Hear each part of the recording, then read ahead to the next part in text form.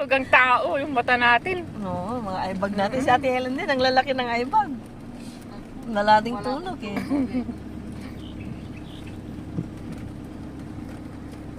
Yan. Ganda mga bulaklak. Oo nga. Ito, pang mga ano.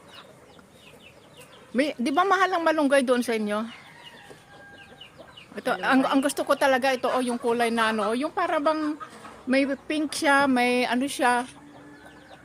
Hindi naman mahal ang malunggay doon. Ayun yung rest house ko. Patay na.